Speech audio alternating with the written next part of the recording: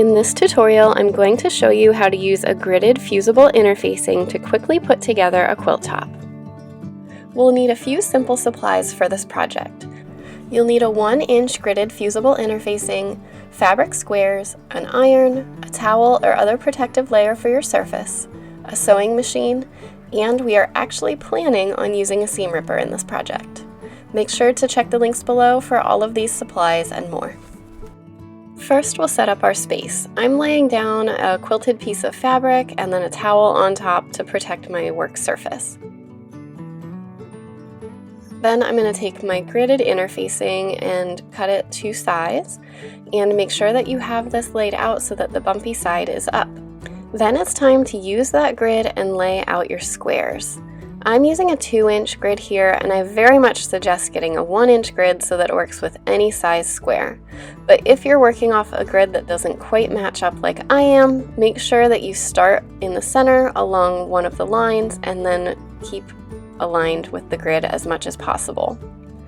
The most important piece here is that spacing is important. You want your fabrics to be just about 1/8 of an inch apart from each other. You do not want them to touch. You'll see why in just a couple minutes. Now we're going to carefully press to hold in place.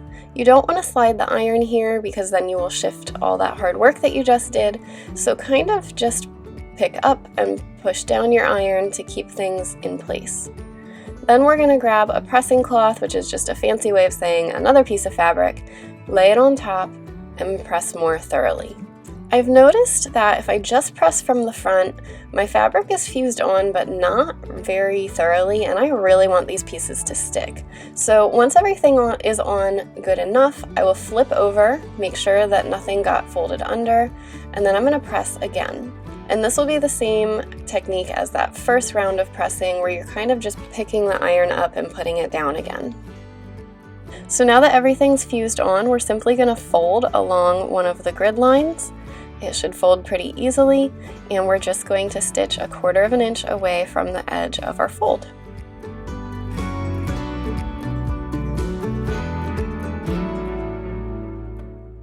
We're just at the machine lining everything up, making sure that we're using 1/4 of an inch seam allowance, and threading our needle again. If you would like to be able to use your needle threader that quickly, make sure to check out the video link below for a tutorial on how to use a Bernina needle threader.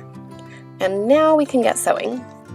I'll put this into fast forward, but basically we're just sewing with our 1/4 inch seam, and we are going to repeat this on all parallel seams.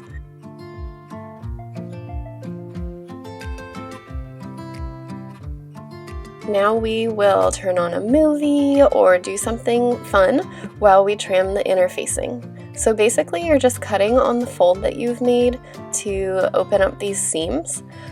I'm using a small pair of scissors, but you should definitely just use a seam ripper. I couldn't seem to find mine for this video, so I'm stuck with scissors, but use the seam ripper, it will glide like a champ.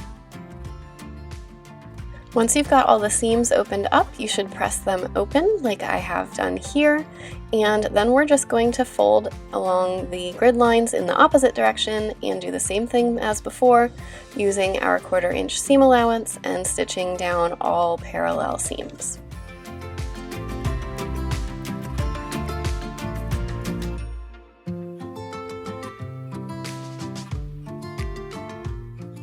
And now it's time to open it up and admire all your perfect little matching points. And then we're going to head over to wherever we're cutting, cut that interfacing fold open, and then we will press these seams open as well.